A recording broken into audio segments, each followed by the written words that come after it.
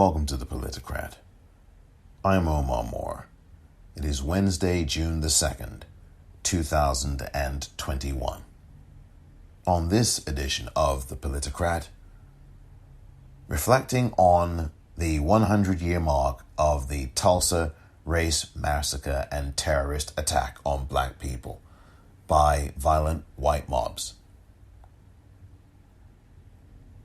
A look at President Biden's speech commemorating the 100-year mark and some comments about that speech, plus some good news regarding governors or potential governors here in the United States, plus Naomi Osaka and the attack on mental health where black women are concerned. That coming up next.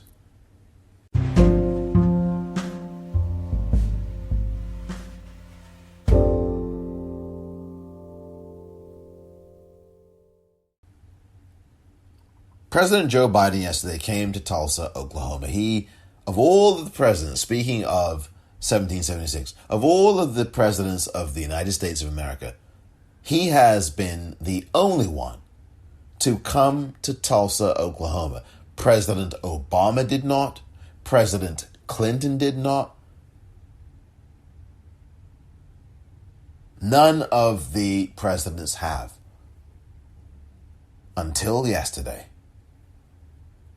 And for the next 30 minutes, you're going to be hearing from President Joe Biden as he spoke. I believe it was at a learning center or something of that nature in connection to the Tulsa race massacre. I want you to listen carefully to what he had to say. And I'm going to, on the other side, give my impressions of his speech and also some of the things that need to be done going forward. But for the next half hour, here is President Joe Biden speaking on Tuesday, June the 1st, 2021. Present in the room, amongst others, were the three living survivors of the Tulsa race massacre and terrorist attack against black people by white male mobs. Lauren, thank you for that gracious introduction. And in case you were wondering, in Delaware, we're a small state. We have the 8th largest black population in America, and we have one of the most talented members of Congress. And so if I didn't walk around and pay my tribute to Lisa Blunt Rochester, my congresswoman, immediately,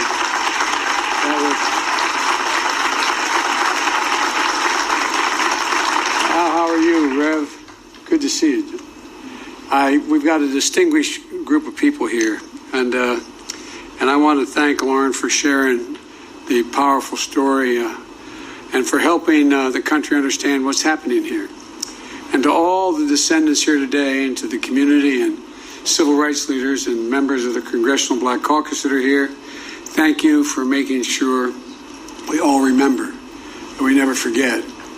You know, there's a verse in 1 Corinthians that says, "For now we see in a mirror dimly, but then face to face, now I know in part, then I shall know fully." It is, I just toured the Hall of Survivors here in Greenwood Cultural Center. And I want to thank the incredible staff for hosting us here. And I mean that sincerely. Thank you. And if I didn't say what my father would insist on, please excuse my back. I apologize. But in the tour I met Mother Randall, who's only 56 years old. God love her. And Mother Fletcher, who's 67 years old. And her brother Van Ellis, who's 100 years old. And he looks like he's 60. Thank you for spending so much time with me. I I really mean it. It was a great honor, a genuine honor.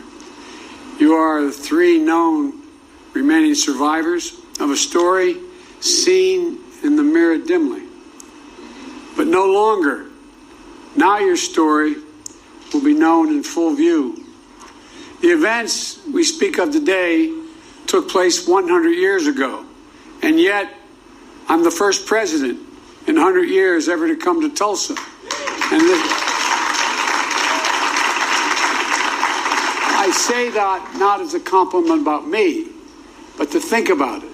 100 years and the first president to be here during that entire time. And in this place, in this ground, to acknowledge the truth of what took place here. For much too long, the history of what took place here was told in silence, cloaked in darkness. But just because history is silent, it doesn't mean that it did not take place. And while darkness can hide much, it erases nothing. It erases nothing. Some injustices are so heinous, so horrific, so grievous, they can't be buried, no matter how hard people try. And so it is here. Only with truth can come healing and justice and repair. Only with truth. Facing it. But that isn't enough. First, we have to see, hear, and give respect to Mother Randall, Mother Fletcher, and Mr. Van Ellis.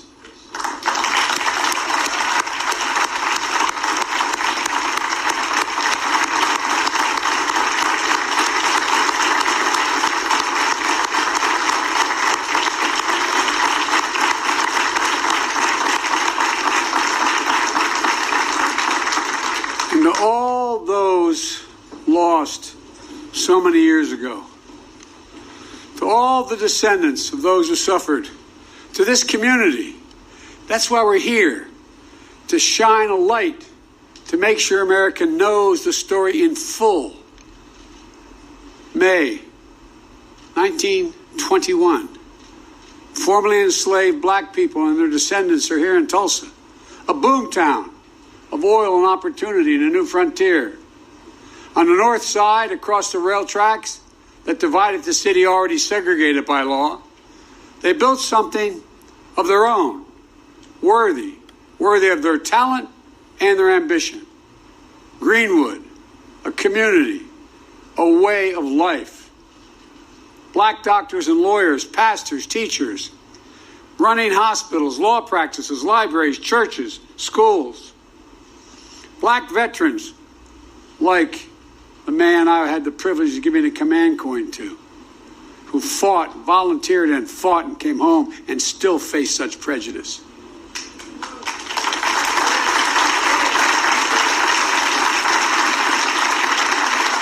Veterans have been back a few years helping after winning the First World War, building a new life back home with pride and confidence. For a mom and there were at the time mom and pop black diners, grocery stores, barbershops, tailors, the things that make up a community. At the Dreamland Theater, a young black couple holding hands, falling in love. Friends gathered at music clubs and pool halls, at the Monroe family roller skating rink. Visitors staying in hotels like the Stratford. All around, black pride shared by the professional class and the working class, who lived together side by side for blocks on end. Mother Randall was just 6 years old. 6 years old, living with her grandma. She said she was lucky to have a home and toys and fortunate to live without fear. Mother Fletcher was 7 years old, the second of 7 children, the youngest being Mr. Van Ellis, was just a few months old. The children, former sharecroppers, when they went to bed at night in Greenwood, Mother Fletcher says they fell asleep rich in terms of the wealth, not real wealth, but a different wealth, a wealth in culture, and community and heritage. But one night changed everything. Everything changed. While Green was a community to itself, it was not separated from the outside. It wasn't everyone, but there was enough hate, resentment, and vengeance in the community. Enough people who believed that America does not belong to everyone and not everyone is created equal. Native Americans, Asian Americans, Hispanic Americans, Black Americans. A belief enforced by law, by badge, by hood, and by noose that speaks to that lit the fuse. It lit it by the spark that it provided. A fuse of fury was an innocent interaction that turned into a terrible headline allegation of a black male teenager attacking a white female teenager. A white mob of 1,000 gathered around the courthouse where the black teenager is being held, ready to do what still occurred, lynch that young man that night. But 75 black men, including black veterans, arrived to stand guard. Words were exchanged, then a scuffle, then shots fired. Hell was unleashed. Literal hell was unleashed. Through the night and into the morning, the mob terrorized Green with torches and guns, shooting at will. A mob tied a black man by the waist to the back of their truck with his head banging along the pavement as they drove off. A murdered black family draped over the fence of their home outside.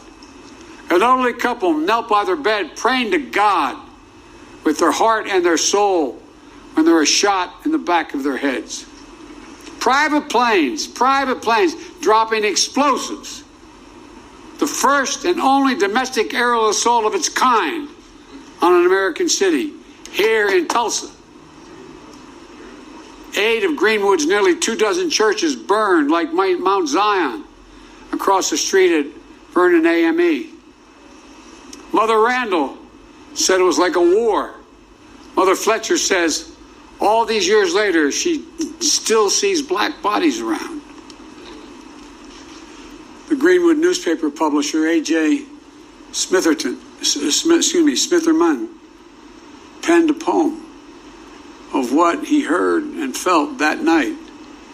And here's the poem. He said, "Kill them, burn them, set the pace, teach them how to keep their place. Reign of murder, theft, and plunder was the order of the night." That's what he remembers in the poem that he wrote.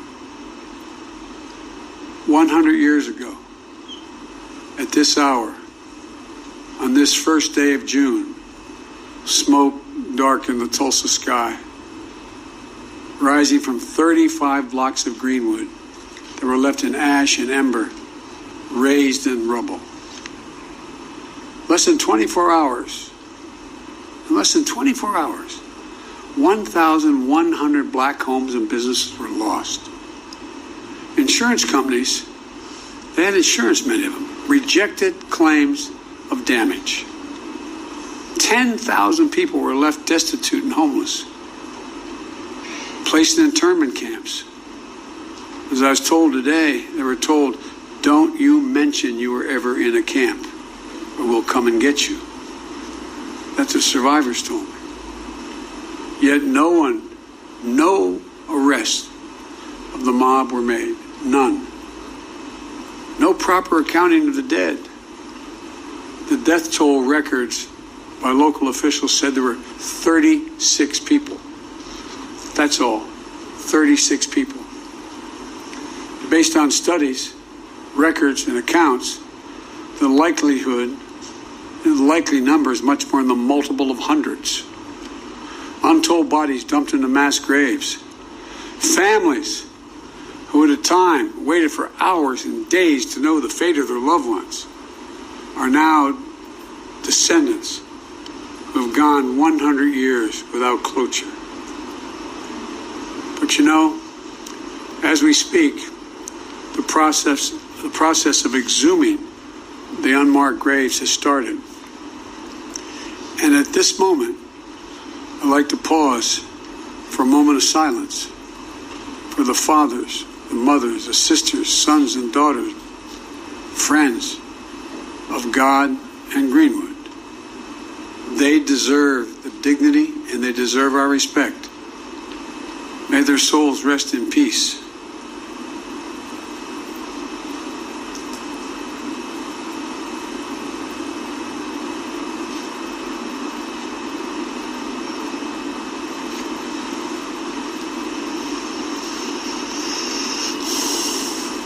My fellow Americans, this was not a riot.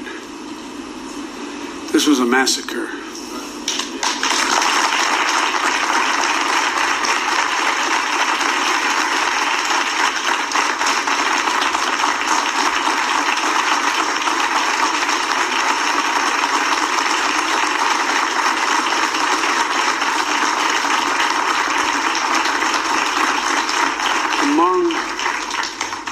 Among the worst in our history, but not the only one. And for too long, forgotten by our history. As soon as it happened, there was a clear effort to erase it from our memory, our collective memories, from the news and everyday conversations. For a long time, schools in Tulsa didn't even teach it, let alone schools elsewhere. And most people didn't realize that a century ago, the second Ku Klux Klan had been founded. The second Ku Klux Klan had been founded. A friend of mine, John Meacham, I'd written when I said I was running to restore the soul of America. He wrote a book called The Soul of America, not because of what I said. And there's a picture about page 160 in the book showing over 30,000 Ku Klux Klan members in full regalia, Reverend. Pointed hats, the robes, marching down Pennsylvania Avenue in Washington, D.C., Jesse, you know all about this. Washington, D.C. If my memory is correct, there were 37 members of the House of Representatives who were open members of the Klan. There were 5, if I'm not mistaken, could have been 7, I think it was 5 members of the United States Senate, open members of the Klan. Multiple governors were open members of the Klan. Most people didn't realize that a century ago the Klan was founded just 6 years before the horrific destruction here in Tulsa. And one of the reasons why it was founded was because of guys like me who are Catholic. It wasn't about African Americans then. It was about making sure that all those Polish and Irish and Italian and Eastern European Catholics who came to the United States after World War I would not pollute Christianity. The flames from those burning crosses torched every region of the country. Millions of white Americans belonged to the Klan, and they weren't even embarrassed by it. They were proud of it. And that hate became embedded systematically and systemically in our laws and our culture. We do ourselves no favors by pretending none of this ever happened, or it doesn't impact us today, because it does still impact us today. We can't just choose to learn what we want to know and not what we should know.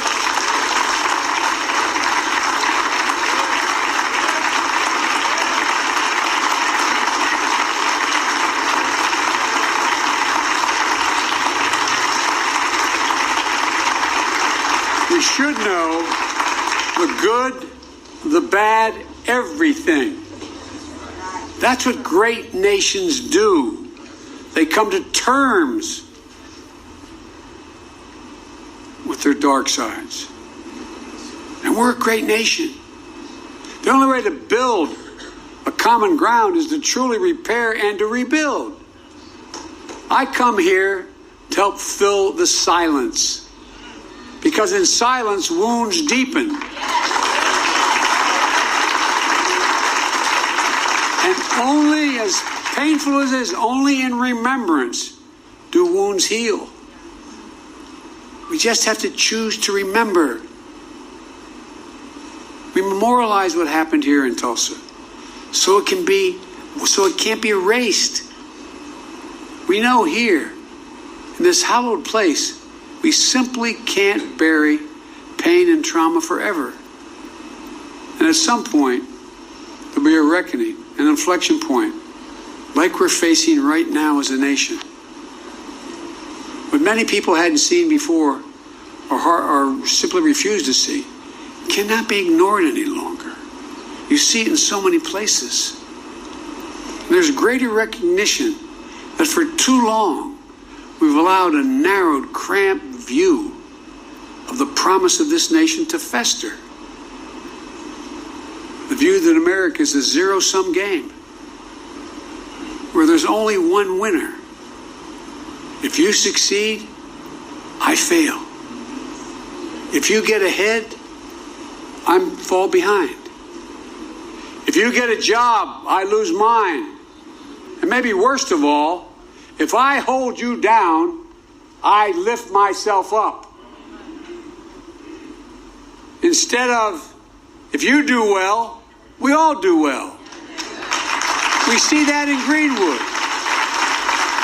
This story isn't about the loss of life, but a loss of living, of wealth and prosperity and possibilities that still reverberates today.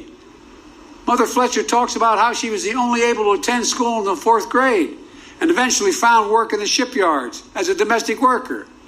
Mr. Van Ellis has shared how even after enlisting and serving in World War II, he still came home to struggle with a segregated America. Imagine all those hotels and dinners and mom and pop shops that could have been passed down this past 100 years. Imagine what could have been done for black families in Greenwood. Financial security and generational wealth. If you come from backlines like my family, working class, middle class families, the only way we ever able to generate any wealth was inequity in our homes. Imagine what they contributed then and what they could have contributed all these years. Imagine a thriving Greenwood in North Tulsa for the last 100 years. What that would have meant for all of Tulsa, including the white community. While the people of Greenwood rebuilt again in the years after the massacre, it didn't last. Eventually, neighborhoods were redlined on maps, locking black Tulsa out of home ownerships. A highway was built right through the heart of the community. Lisa, I was talking about our west side, what 95 did after we were occupied by the military, after Dr. King was murdered. The community, cutting off black families and business from jobs and opportunity. Chronic underinvestment from state and federal governments denied Greenwood even just a chance of rebuilding. We must find the courage to change the things we know we can change. That's what Vice President Harris and I are focused on, along with our entire administration, including our Housing and Urban Development Secretary, Marcia Fudge, who's here today.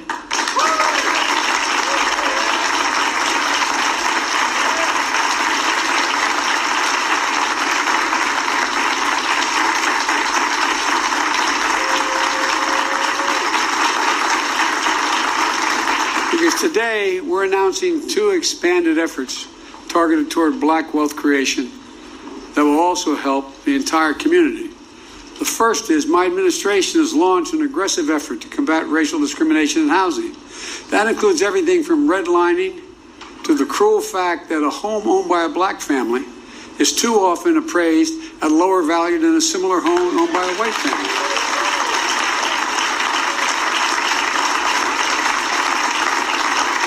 And I might add, and I need help if you haven't answered this one, I can't figure this one out, Congressman Horsford, but if you live in a black community and there's another one on the other side of the highway, it's a white community, it's built by the same builder, and you have a better driving record than the guy with the same car in the white community, you're getting paid more for your auto insurance.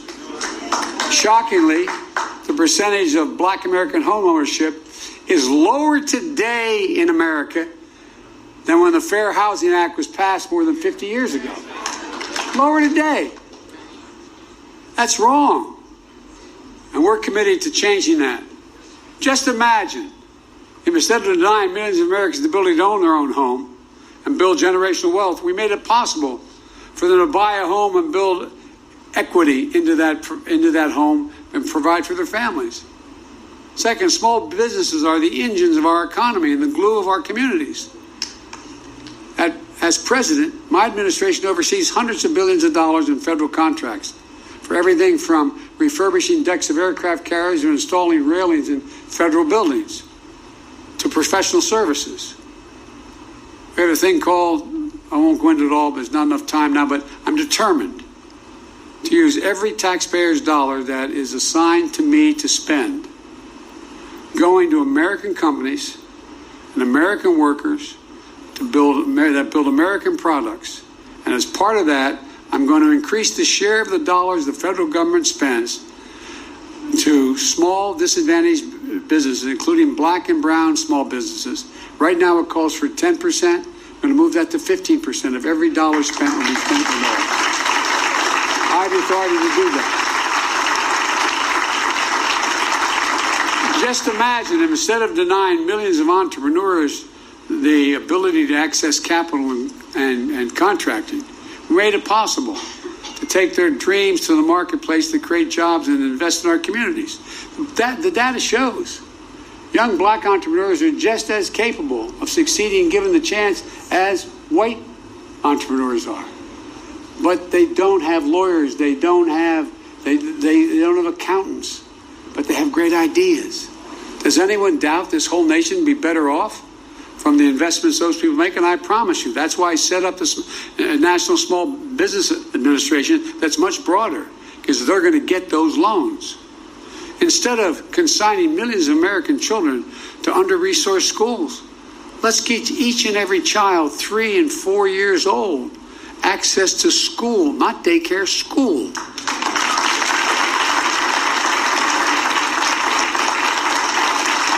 In the last 10 years, studies have been done by all the great universities. It shows that it increased by 56% the possibility of a child, no matter what background they come from, no matter what.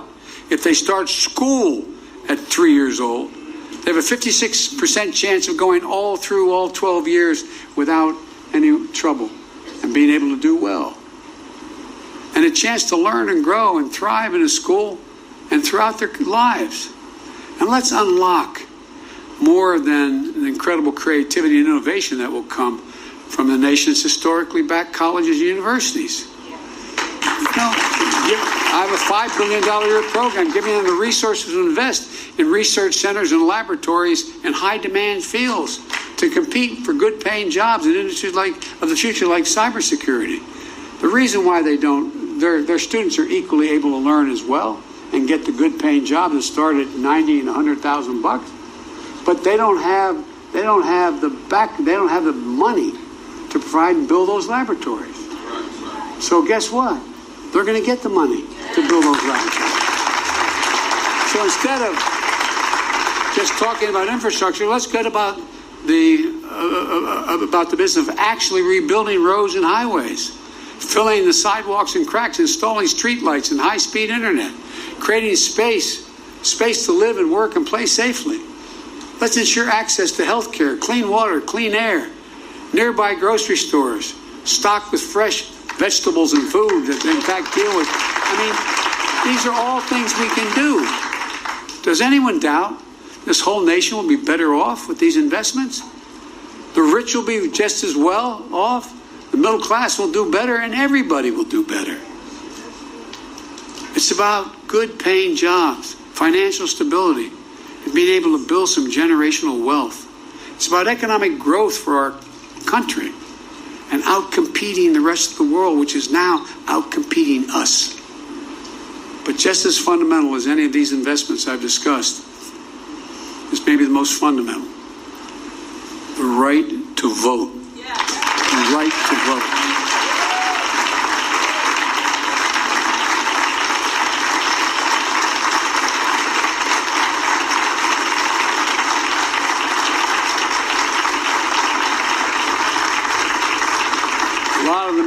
Black Caucus knew John Lewis better than I did, but I knew him. On his deathbed, like many, I called John to speak to him. Rev, all John wanted to do is talk about how I was doing. He died, I think, about 25 hours later. But you know what John said? He called the right to vote precious, almost sacred. He said the most powerful, nonviolent tool we have in a democratic society. This sacred right is under assault with incredible intensity like I've never seen, even though I got started as a public defender and a civil rights lawyer. With an intensity and aggressiveness that we've not seen in a long, long time. It's simply un-American. It's not, however, sadly, unprecedented. The creed, "We shall overcome," is a long-time mainstay of the civil rights movement, as Jesse Jackson can tell you better than anybody. The obstacle to progress that have to be overcome are a constant challenge. We saw it in the 60s, but with the current assault is not just an echo of a distant history. In 2020, we faced a tireless assault on the right to vote. Restrictive laws, lawsuits, threats of intimidation, voter purges, and more. We resolved to overcome it all, and we did. More Americans voted in the last election in the midst of a pandemic, than any election in American history. You got voters registered. You got voters to the polls. The rule of law held. Democracy prevailed. We overcame. But today, let me be unequivocal.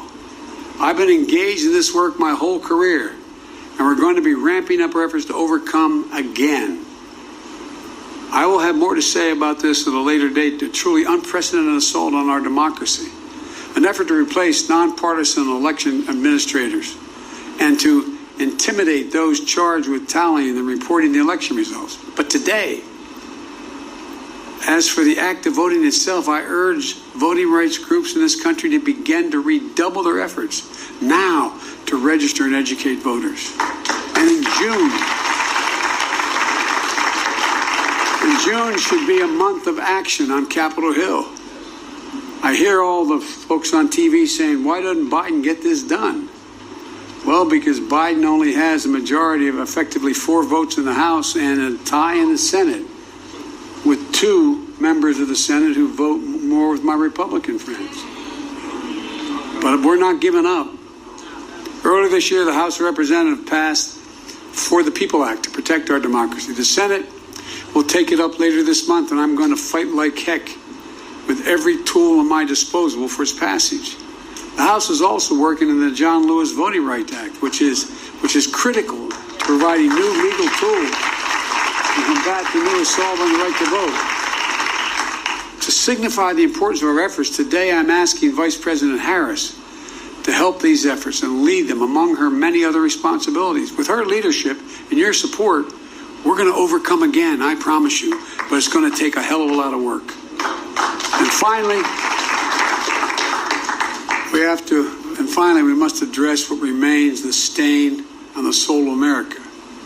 What happened in Greenwood was an act of hate and domestic terrorism with a through line that exists today still.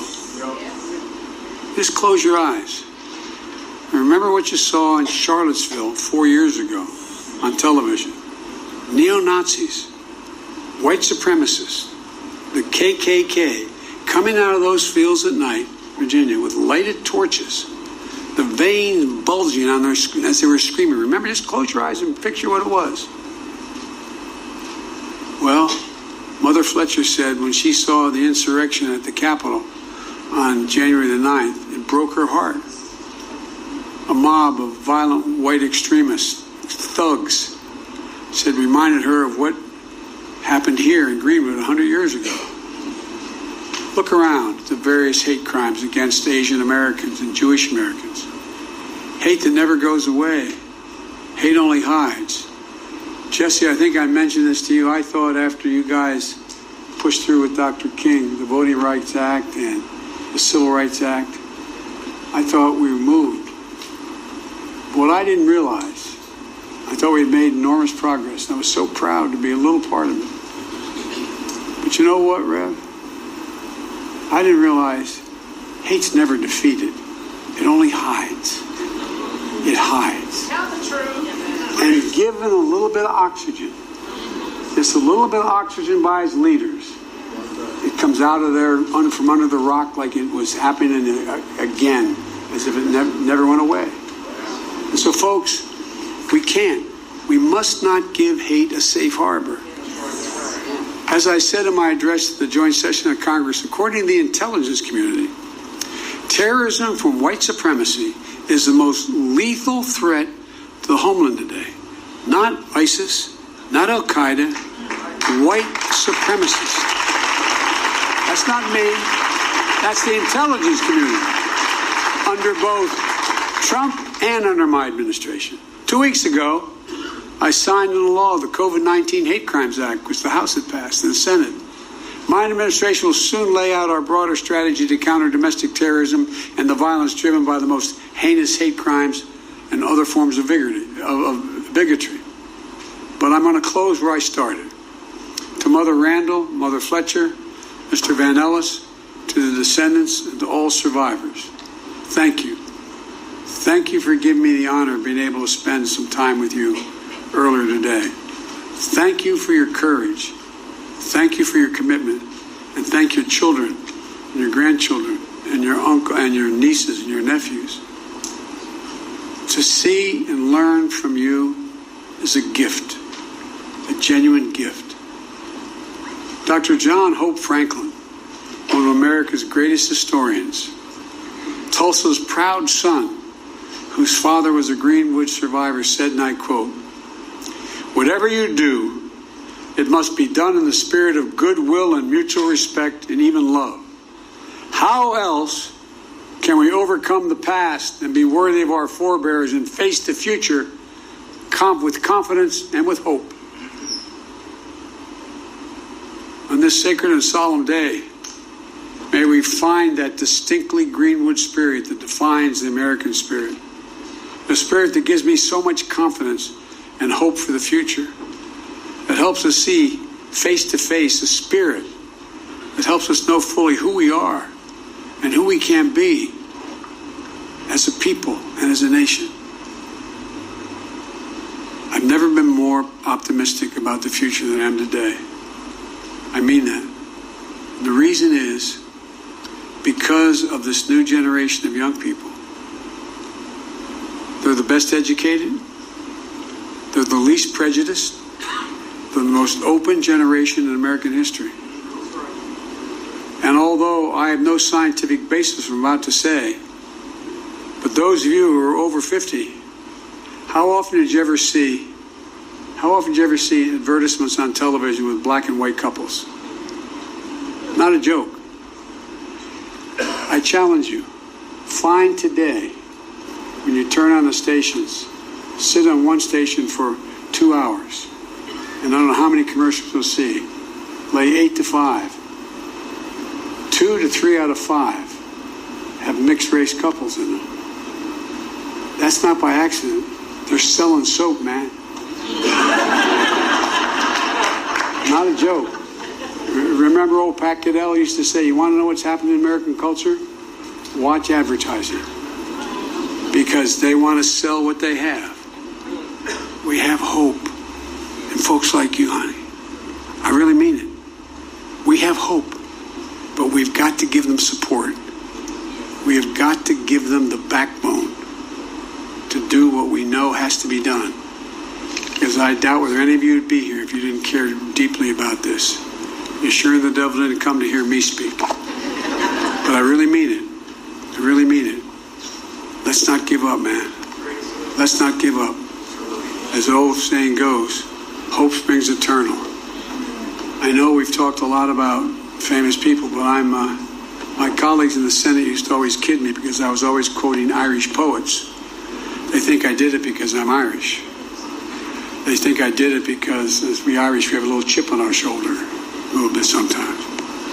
That's not why I did it. I did it because they're the best poets in the world. You can smile. It's okay. It's true. There's a famous poet who wrote a poem called The Cure at Troy, Seamus Heaney. And there's a stanza in it I think is the definition of what I think should be our call today for young people. He said, history teaches us not to hope on this side of the grave, but then, once in a lifetime, that longed-for tidal wave of justice rises up, and hope and history rhyme.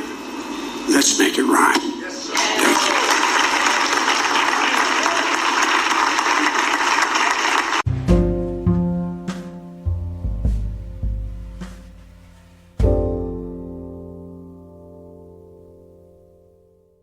Two things that were not good. One, President Biden got it wrong when he said that the aerial attack where he had private planes bombing Tulsa, bombing Greenwood, the black town of Greenwood, was the first and only domestic assault on a town. That's not true. Because in 1985, in Joe Biden's home state of Pennsylvania, a black mayor of the city of Philadelphia, that city of brotherly love, or on that date in 1985, in May of that year, the city of brotherly bombs and brotherly bombing happened because the black mayor told the white police chief, or was it a black? It doesn't really matter, does it really? Because the point is that there were bombs dropped from planes or helicopters or whatever, dropped, an aerial attack, dropped bombs on the black family in MOVE, M-O-V-E, MOVE organization, almost leveling a whole city block, damaging much of a city block. How is that different from the aerial attack on Tulsa that killed black people? If you do some arithmetic on that, you'll find that there's really very little difference at all. So that is not the only. Tulsa is not the only place where there was an aerial attack on the black city. And as I told you yesterday in the episode that I did on this, there were multiple cities all over the country where there were these massacres of black people. Multiple cities. And I dare say, having not studied each and every one of those, I dare say that there were other cities where there were aerial bombings done on black cities, on black people. I'm telling you, there has to be. So President Biden got that incorrect. But who there would dare to, in the moment, correct President Biden?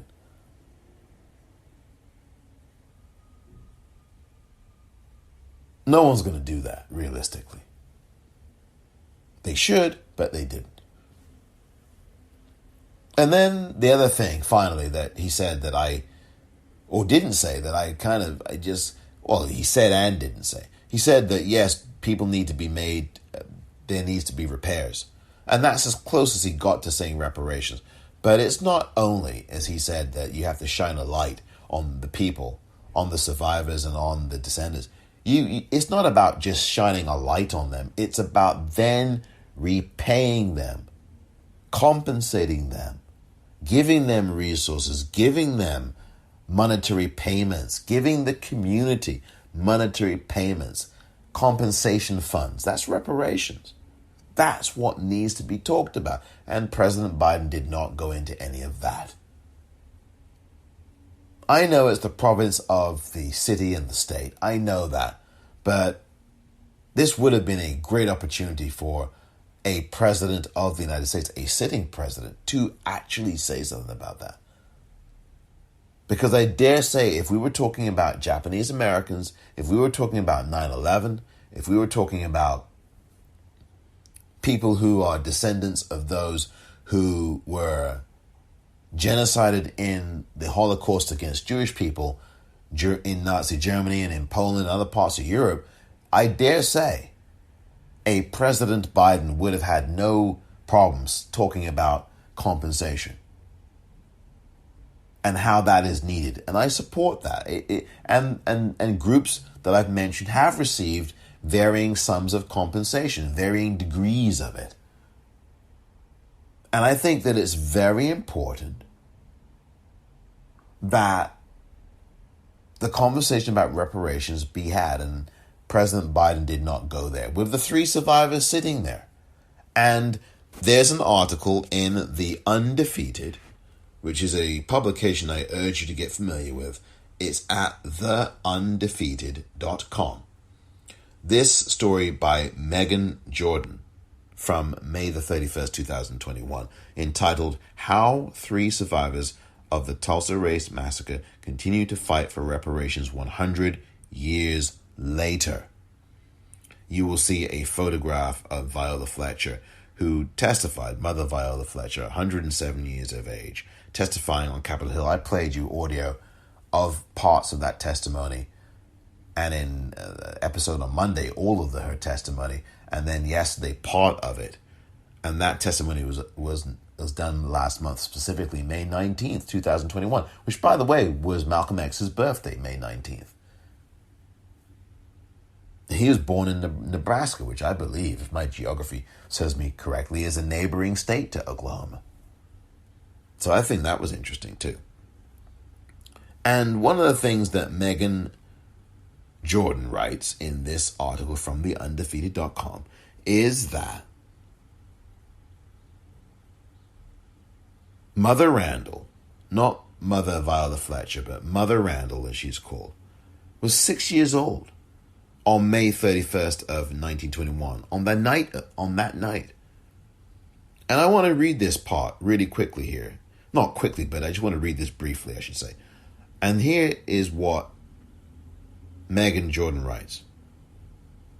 Randall, known as Mother Randall, was 6 years old on the night of May 31st, 1921, when a white mob, which included city officials, terrorized, attacked, and killed black people in the Greenwood district after a false claim of a white woman being assaulted by a black man. Before that night, Tulsa was held in high esteem as a burgeoning black community and was recognized nationally for its business and residential prosperity, which resulted in the district being known as the Black Wall Street. And that's just one paragraph of a lengthy article that you really should read, called How 3 Survivors of the Tulsa Race Massacre Continue to Fight for Reparations 100 Years Later. May 31st, 2021, by Megan Jordan. And I am going to kickstart the newsletter because, my goodness me, the newsletter has been on a milk carton over the last month or so. So you will see the newsletter, and this article will be part of it. Really good, important, lengthy article by Megan Jordan. And I read that out because I want to remind people, and President Biden didn't mention this either, that there were police involved, there were city officials involved in this massacre, white city officials who murdered black people, shot them in the head. And President Biden mentioned the violent acts, but he didn't mention specifically who did them. He didn't have to mention names, but we know their names. I mean, there are records of their names in some of these books. But we know that there were city officials. He didn't even mention that. And that implicates the system. Just like today, when you've got city officials, you've got people in the military who took part in the January 6th terrorist attack of this very calendar year, 2021. This has been going on forever. There's always been a participation of police, of military, of Klan, in all of these terrorist attacks where white men are being violent and killing people. There's always been this nexus. There's always been, it's gone on for hundreds of years. And see, that would have been an opportunity to start to talk about that. But I know President Biden, no president's going to talk about it. They're part of the same, very, very same system. Come on. But I do think it's kind of whatever to be in front of 3 living survivors, the only 3 known remaining survivors and not talk at all about reparations to them. And then you read this article by Megan Jordan in The Undefeated at theundefeated.com, which I'll put on the newsletter. And it talks about the fight, these three survivors fighting for reparations 100 years later. Bless their hearts, man. You know, no one should have to go through what they went through. And look at them fighting in their hundreds. They are over 100 years old and they're continuing to fight. How about that? You would think that this would be the time when you're 107 years old, if you should ever get to live to that age. Some people say, oh, I don't want to live to that age. I do. Frick yeah, hell yeah. I want to live to 107. God, do I want. I mean, maybe you do too, maybe you don't. I don't know. But you would have thought that someone who was 107 or 106 or 102 would be at a stage where they'd just be sitting and relaxing, reading books, sitting in the porch, sitting on the deck, sitting on the balcony, getting a little fresh air, reading a book, watching the TV. No, these survivors are hard at work, testifying before Congress, getting out there, fighting for reparations. They're 107 years old. Wow. That is something, isn't it? But the flip side of that is something, is the sin of this country not giving reparations to these three survivors and their descendants. And that they have to fight this long for that. And still are fighting at 107. That tells you something. The flip side is how evil is it that the state of Oklahoma is not giving them a red cent.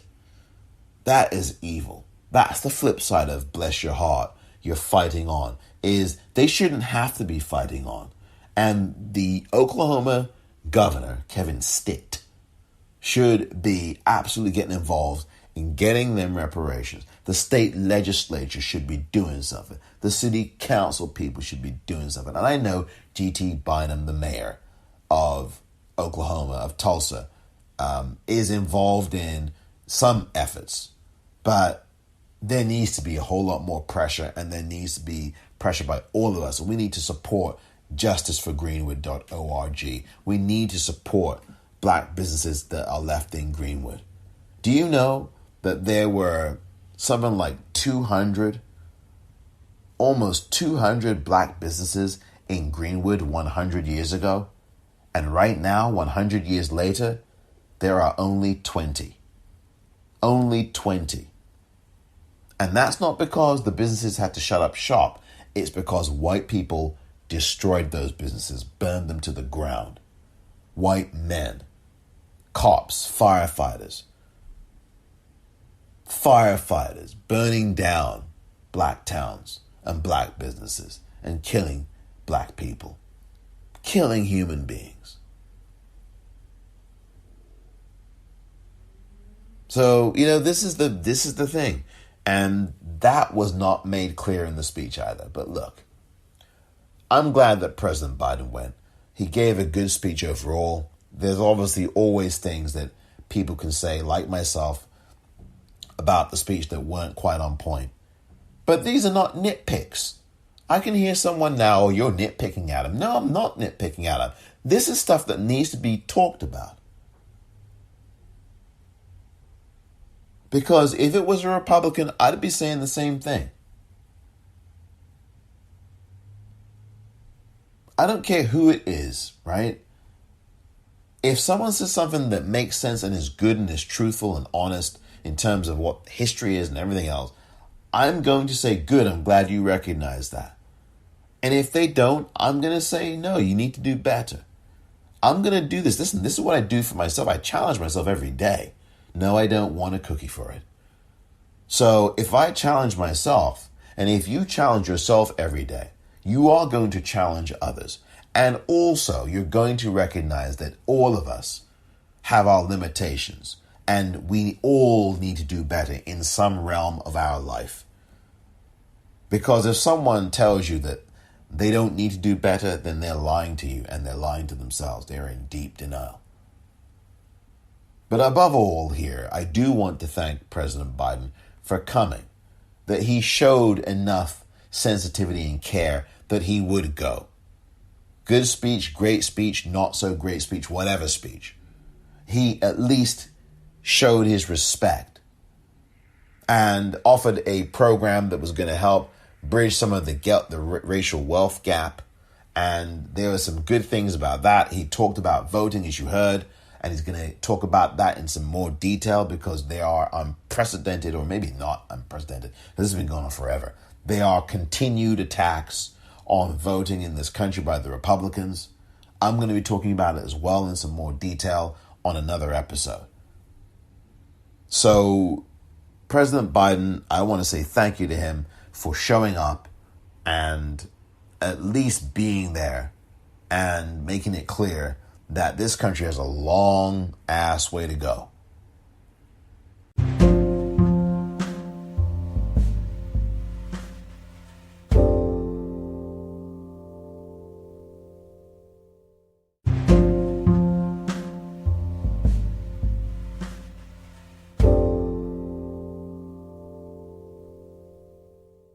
But I'm going to read this tweet out from Naomi Osaka from 2 days ago.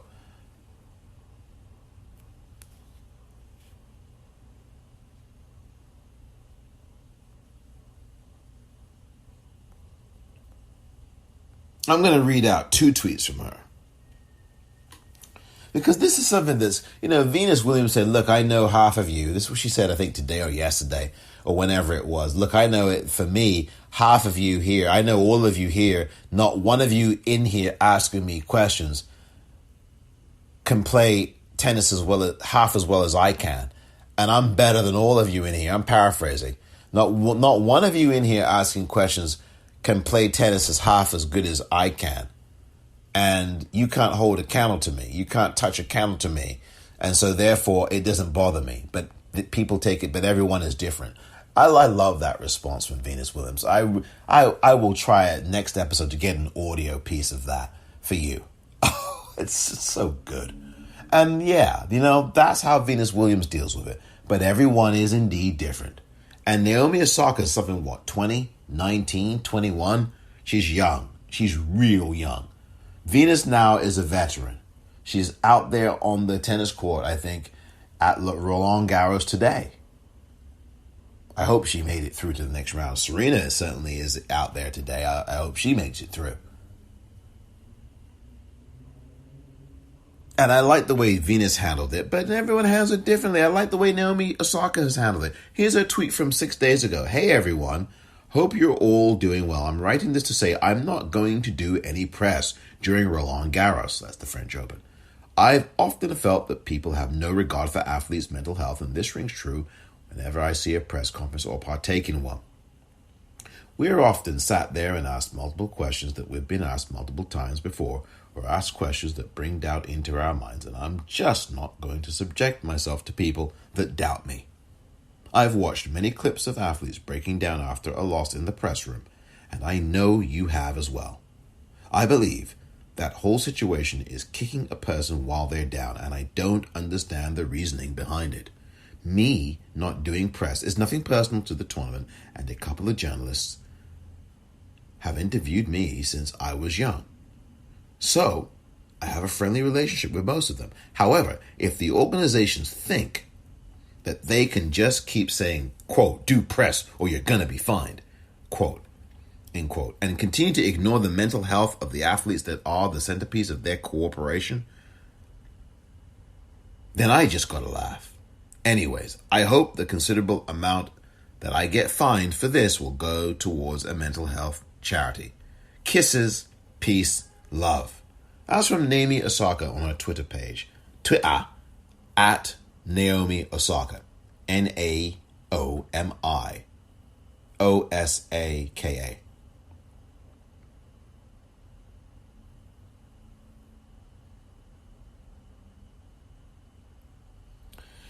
Then, 2 days ago, Monday, this was the tweet from Naomi Osaka. Hey everyone, this isn't a situation I ever imagined or intended when I posted a few days ago. I think now the best thing for the tournament, the other players, and my well-being is that I withdraw so that everyone can get back to focusing on the tennis going on in Paris. I never wanted to be a distraction, and I accept that my timing was not ideal and my message could have been clearer. More importantly, I would never trivialize mental health or use that term lightly.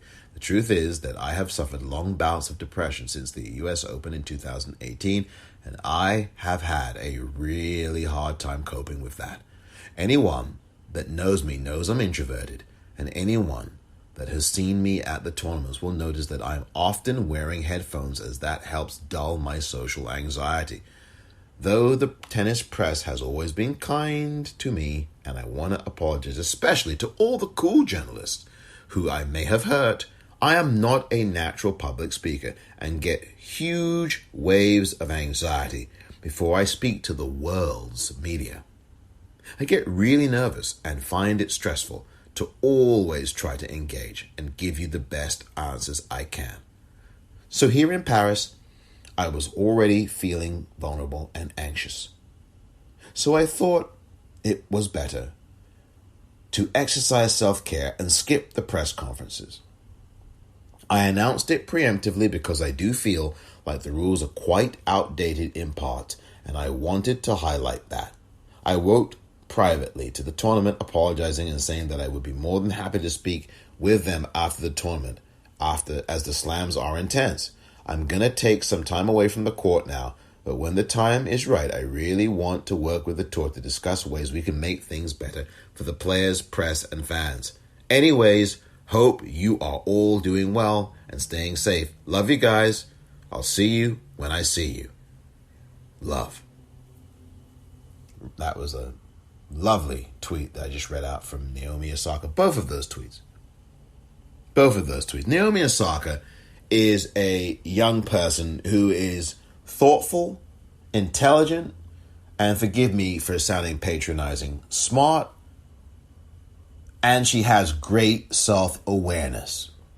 She has more self-awareness at her age than most people do in their 60s and beyond. There are lots of people in their 60s on this planet who have zero self-awareness at all. Lots of people in their 50s and many younger than that. No self-awareness at all. They run companies or don't. They're everyday people or not. And they have zero self-awareness, zero introspection. They're not in touch with themselves and their feelings or anything. And yet here is a 20-year-old or 19-year-old or 18-year-old or 21-year-old who is in touch with herself and who is telling you she needs help and she's going to seek it. If you read between the lines of those two tweets or you listen between the lines, that's what Naomi Osaka is saying to you.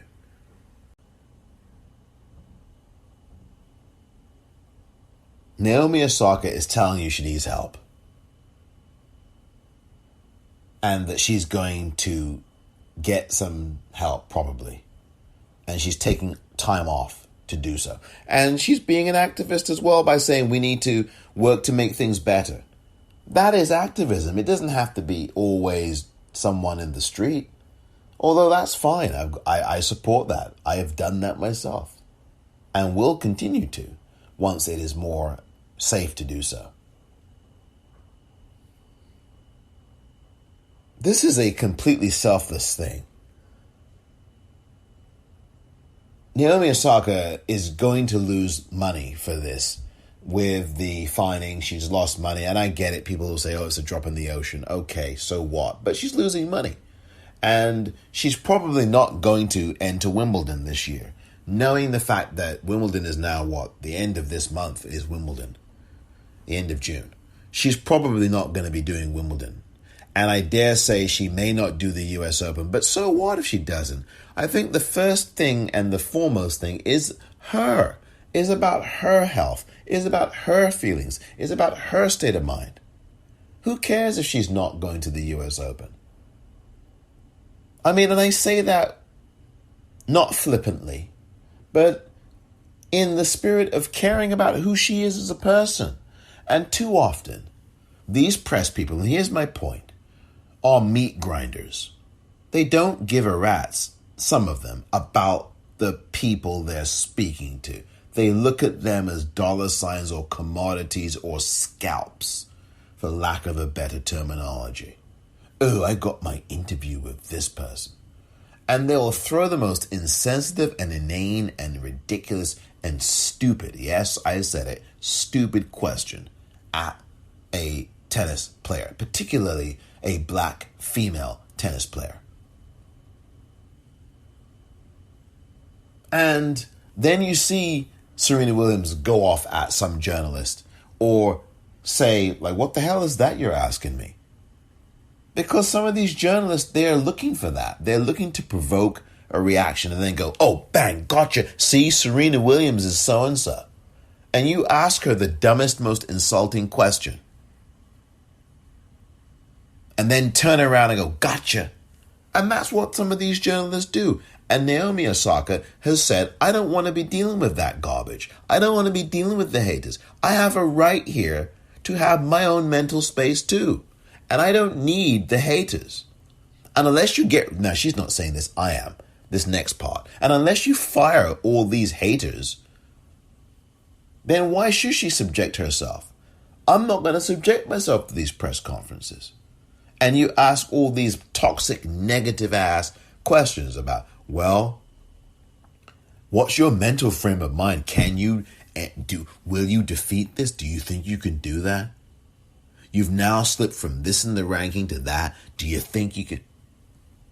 Some people think that those are ordinary questions, but if you're struggling with depression, it's a whole nother story. And there is a profound insensitivity to mental health in this country. And there's a profound insensitivity to people struggling with mental health situations. There's a profound insensitivity to those who are in the public spotlight who go through mental health challenges. Because, oh, they're rich, they're expected to deal with it. But it's got nothing to do with money. I get it. Some people, well, they can afford to spend money on a mental health professional or something. But the point is they've still got an illness or a situation they've got to navigate through and get help for and have people listen to them. And people lose sight of that and they don't care about that. It's entertain me. It's shut up and dribble. It's hit that ball over the net.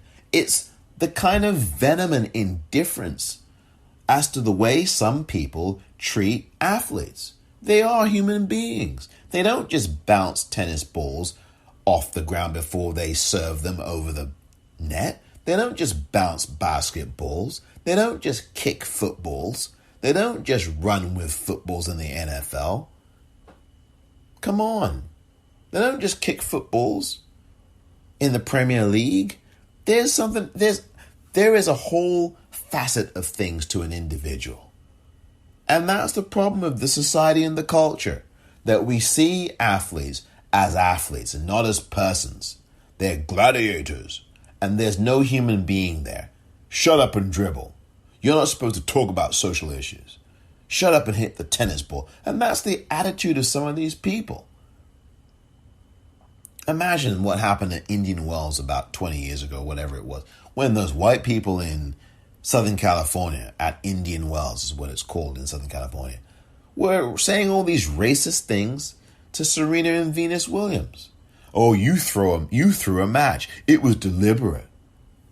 I think one of them was injured, as I remember it. And yeah, there's a white crowd saying all these racist things against Serena Williams and cheering for her to lose. That's the kind of environment that Naomi Osaka doesn't want to be any part of. And she has a right to stand up and say that and tweet that. And these organizations who don't care about mental health but will promote, Mental Health Week, we're doing something about mental health, and they're punishing Naomi Osaka for having the temerity to say, I need help, I'm taking some time off, I don't want to talk to the stinking press, okay?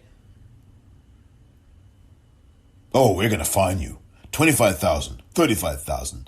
Going, gone. $100,000. Ha ha ha ha ha. $100,000. Ha ha ha ha ha.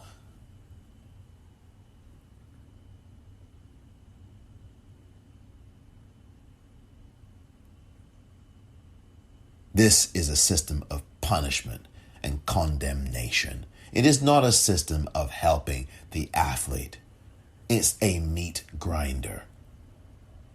You are a robot to them. These organizations, the WTA and all these others, Wimbledon, they don't give a rat's ass. And by the way, Naomi Osaka doesn't owe any of these journalists one bead of her sweat. And the notion that, it's press obligations, you're contractually obligated to do it, it's just bullcrap. And maybe it's not bullcrap, okay, but fine her, you're going to fine her, so you fine her. But to say to her, we're going to expel you from these tournaments, we're going to ban you from the tournaments if you don't speak to the press, oh my God, that's just unprecedented. They've not thrown this at anybody. They've not banned people from tournaments because they've said that they're not going to speak to the press. What they typically do in those situations is what they were doing with Naomi Osaka, which was to fine her. Okay, so you fine her. That's part of your obligation, even though I think it's a bunch of bunk. It's an obligation. So that it's an obligation for a journalist, these jackass ones who ask these stupid questions, who don't mean well at all. And I've talked about how I don't like that word, mean well. It's the one of the worst words. Oh, well, they meant well. Well, they didn't do well because they injured someone and they were saying something that was hurtful. So they didn't mean well. Oh, I meant well. She meant well. He meant well. They meant well. No, they didn't. Not if they've injured you in some way. I don't care what they mean. It's what they did. And that's the thing with these journalists. Some of them are decent and some of them are rats' asses. And that's what Naomi Osaka, in a very polite way, is talking about. And she needs a mental health break, which is exactly what that was. She needs help. She needs time. Excuse the hell out of me. She is 20 or 21 or 22 or 19, whatever her age is. She needs a break, like all of us do sometimes, for some reason or another. And these organizations don't care about that. They want someone to play in their filthy little tournament. I watch tennis. I watch all of these Grand Slams. I love the Grand Slams. But these people who run these damn things, and these are basically, white country clubs. They're country clubs, right? With these people who don't give a rat's ass about what has been an historically white sport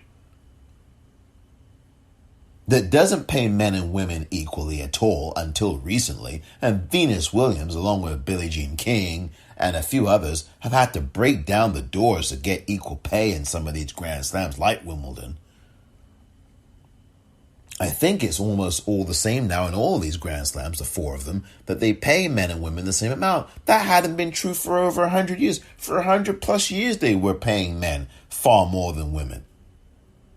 And now only recently, in the last 5 years or so, is the prize money about the same in some of the, if not all of the Grand Slams. So people have to understand that there's a lot going on behind all of this. And these journalists and these commentators, like a Chrissy Everett, who has said some really bigoted and racist things on the air about Coco Gauff, Sloane Stephens, Venus Williams, Serena Williams in particular. And she gets to stay on ESPN. Oh, but she's a Grand Slam tennis champion, you see. So that mitigates any racist thing she says. And the code wording that she uses. And time after time, we are on Twitter here. And we are constantly, you and I, talking about this. Well, I know I am doing this, and maybe you are, I'm sure. complaining about people like Chrissy Everett, who say these things about Venus or Serena. And then the New York Times have journalists there writing hit pieces with these white female tennis players talking about, well, I don't want my body to look physical or muscular. I want to look ladylike. That was a hit piece on Serena Williams. Serena Williams, she doesn't look feminine. She looks like a man. She doesn't look like a female tennis player. Is she taking something? That's what they said about Martina Navratilova, by the way, back in the day. That's what they were saying about Amelie Mauresmo. Both of them are white women. But to have these hit pieces targeting Serena Williams and all these people they're interviewing are these white European female tennis players. Oh, I keep my figure trim. And seriously, literally, that was some of the quotes. I keep my figure in such a way that, ooh. What is the point of a story like that coming out in the New York Times? If it's not to further denigrate Serena Williams and attack her. What is that about? If it's not misogynoir, if it's not racist. Naomi Osaka has seen this movie before, and she doesn't want to be a part of it anymore. And that's what she's saying. And I support her 100%. Take all the time you need, Naomi. Take all the time you need. The time for yourself. Whether it is to get some help, whether it is to take time away from the sport, time away from social media, time away in general. You have a right to yourself. You have a right to who you are. You have a right to be comfortable in yourself, in your body, in your heart and soul and mind. You have.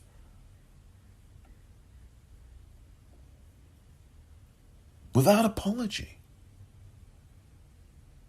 And no organization, whether they're Roland Garros or the folks at the Australian Open or the folks at Wimbledon or the folks at Flushing Meadow USTA Tennis Center, the Billie Jean King Center, Tennis Center, have any right to start throwing their weight around. And I use Billie Jean King's name because that's the name of the tennis center there in Flushing. But Billie Jean King is not one of those who is attacking Naomi Osaka. Billie Jean King knows, right? Billie Jean King faced a lot of discrimination and a lot of attacks on her. Oh, she's gay, and so there, oh my gosh, oh my goodness me. And she's gay, good, and crikey, man. I mean, this country, we are still very backwards, and here we are, it's Pride Month, happy Pride Month, everybody. And we're so backward. We're so backward still.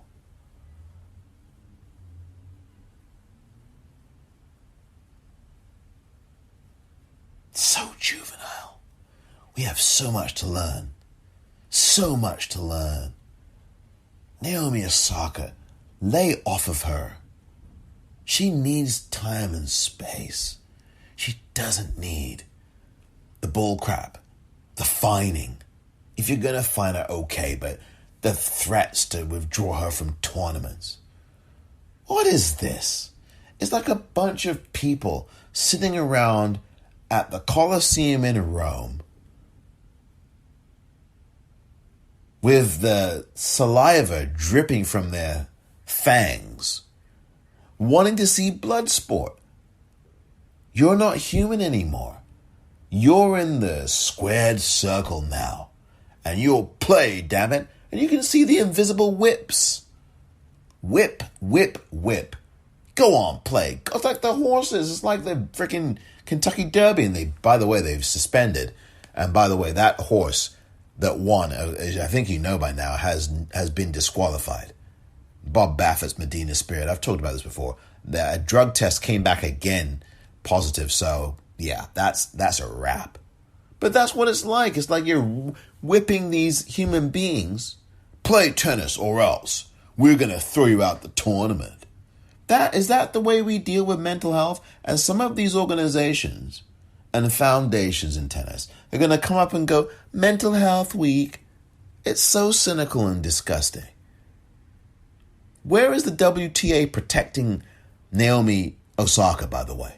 Where is the WTA, the Women's Tennis Association, protecting their player? Are they? Have they? Will they? Come on now. This is a horrific thing. There's an article in the LA Times about Naomi Osaka, and I think you should read that. That's going to be on the newsletter as well. This is really important, folks. And I've got to tell you that we cannot realistically be honest about the direction of things without confronting this, without confronting these attacks on black female athletes.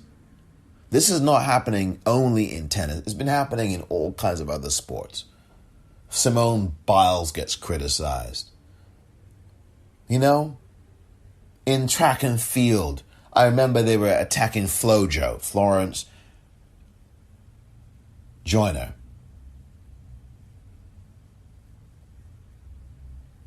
Remember? And she's no longer here. Attacking her. Black woman. One of the greatest runners in the history of the sport, track and field. FloJo. Remember FloJo? She's no longer here now. I wonder if some of that, I know there were health issues, but I wonder how much of those health issues were brought on by some of the attacks on her by people in the media. And some of these journalists who are out for blood and out for a pay raise and want to make it as the most outrageously offensive journalist. And so they're willing to trample on athletes, particularly female athletes, some male, but particularly female athletes, black female athletes, in order to make a name for themselves. These MFers have never played a game of tennis in their lives, half of them. And like Venus Williams said, they aren't. None of them are nearly half as good, not even close to half as good, obviously, as Venus Williams. So Venus Williams just brushes it off and knows these people are asking the questions. Every last one of them are stupid and, she didn't say stupid, but can't play tennis. And they're not as good as I am. So that's how she deals with it mental health-wise. Now, everybody, like she said in her quote, handles it differently. And for someone like Naomi Osaka, who's relatively new to all of this and has captured this excellence that she possesses and this brilliance so quickly and so early, it's a lot. It comes at you. And some of these child stars in movies and TV, look what they do. They piss it away. But that's not because they're bad people necessarily at all. It's because it's too much too soon. And they're not equipped to handle it. Maybe they haven't been raised in the right way. Maybe they're too damn young. Maybe Donnie Bonaducci. Hello? And look what he turned out to be. And he's still struggling and dealing with things. And he's not the only one. Michael Jackson. All these people. Dana Plato. Todd Bridges. I can go on and on. This goes way back before them.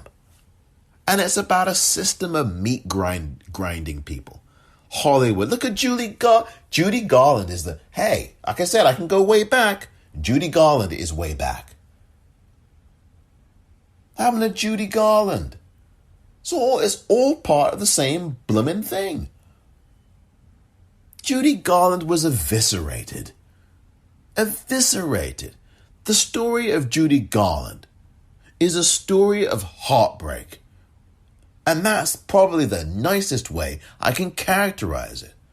And what a system does to the soul of someone, eviscerates them and makes them invisible, desecrates their soul. Until there's nothing left, there's no person there. It's just a complete image with no substance. And that's what the system did to Judy Garland. It killed her. It killed Hollywood. Has blood on its hands. Yes, I said it. And it's the truth. And the same thing, right, is what Prince Harry talked about. in the royal family, these systems. It's the same bloomin' thing. It is no different in the case of Naomi Osaka. And she, thank God, is way ahead of her time in seeing it, in feeling this. She's going through things, and we need to support her and put a big arm around her. So, if you're on Twitter, go to @Naomi Osaka. That's Naom, as in Michael, I-O-S as in Sam, A-K-A. Send her a tweet of support. Say that you love her. Say that you care about her. Say that you wish her well. Tell her that she should take the time that she needs. Give her a loving note of support. Please. Thank you.